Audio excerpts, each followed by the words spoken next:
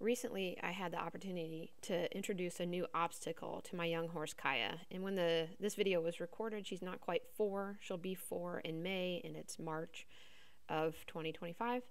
My husband and I installed a log jump. We had a tree fall in our timber that had a big enough trunk that would make for some good jumps. So we're incorporating some of those into my playground.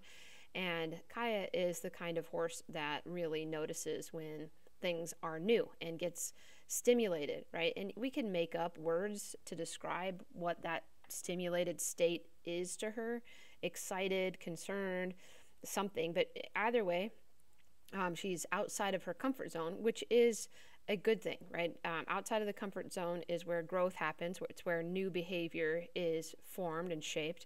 But it's easy then too to pop them into a mindset that is a bit more overstimulated, right? Or where she maybe gets a bit defensive, or in a headspace where she's not, super trainable. So this is a fun little video. It only took, I think, 4.5 minutes, I think, in total here to go from, she's has some concerns about the log jump just because it's novel, to she's able to jump it. And then after she's able to jump it because I asked her to, then we do some repetition to get her to jump it with some quality, right, with a bit more relaxation. So that's her looking at the jump, right? And the worst thing I could do for her in that moment is to just drive her up to it, right, to try and insist that she just go straight to it. In fact, I kind of insist more here that she not go up to it, because she is the kind of horse that gets overstimulated, and then that draws her to the thing that's stimulating her, and then she's more likely to pop herself into the wilderness. So I'm kind of just going around the obstacle, and I am letting her decide when to get closer to it. So whenever I ask her to do anything, it's actually to go sideways, right? So I'm asking her to go sideways here, right? Sideways along it. And when she comes forward, I just allow it. That was her choosing. I didn't send her to it. And then, touching it with her nose is a great way for her to gain some confidence, but it needs to have, she needs to have some choice in it now. Now, of course, if she wasn't inclined to choose that, I'm going to do things to sort of, get her thinking in that way. And going sideways is one way to do that. This is a way, by the way. It's not the way. There's lots of ways to introduce new and novel things to horses. Sideways is a great way to, sort of have a productive conversation near the novel object that might be overstimulating them, and give her options to make some choices here. So she's, checking it out. She puts her nose on it again there. She seems to be coming down, right? And then I put her feet in motion, and I realized maybe not as much as I thought, right? And so when she's overstimulated, she displays dominant behavior, all right? So the head tossing, here in a minute, you're going to see a pretty spectacular rare. Eating grass is a good thing, right? It causes endorphins to get associated with the obstacle. So I am happy for her to graze the grass there near it.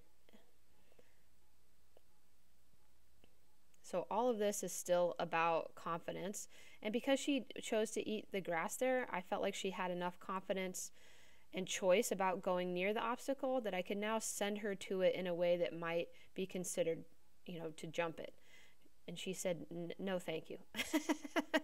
Right? She thought that was pretty bold of me to ask her of that, and she's giving me her opinion there, right? In this moment, right, when she's rearing, it's important that I don't add to it, right? I don't whack her or try to punish her for rearing. I just don't let her off the hook until she comes forward. I wasn't asking her to jump it just then. I just wanted her to come forward off the halter. Same thing here, right? I just want her to think about, checking it out, okay? And she got overstimulated after jumping it. So I was just testing the water, like, how overstimulated are you? So jumping around there wasn't to train anything. It was to test, where her mind was at, and pretty good. Not as far out in the wilderness as I thought she was. So that's good. And now I'm just going to sit here and wait for her to self-regulate.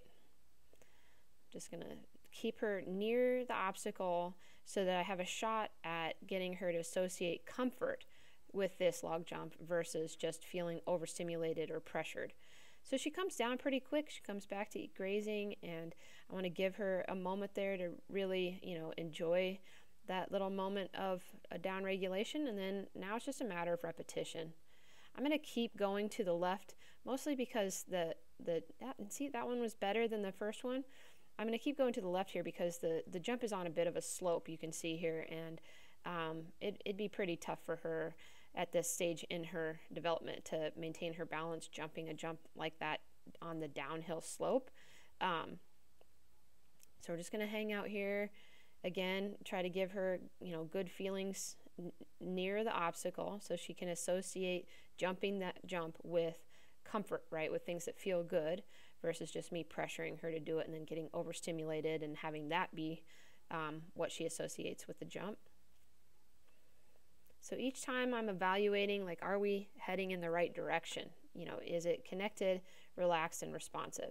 She's connected and responsive, just not necessarily relaxed, right? And so my strategies here for getting relaxation are repetition, taking a break, and right now parking spot, right? She needs to just get her feet still near the jump and let the emotions of it settle a little bit.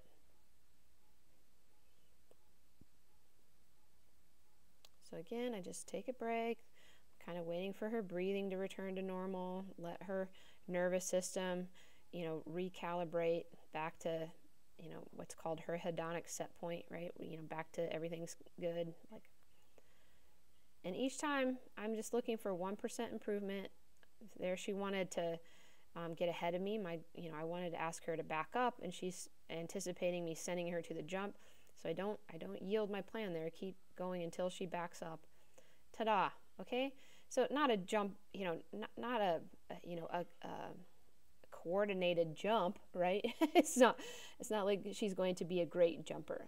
If you look at her body type, you can tell she's bred more for Western performance things. The point of this exercise isn't to improve her jumping skills. The whole point of it is to improve her confidence around novel things, right? And to gain some credibility with her as her leader, that I'm looking out for her and that I would never ask her to do anything that is outside of what she's capable of, and that she can trust my suggestions, and to preserve her dignity and that sort of thing. So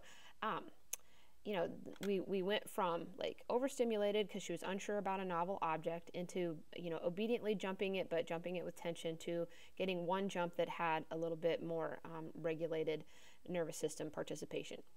So I hope you found that helpful.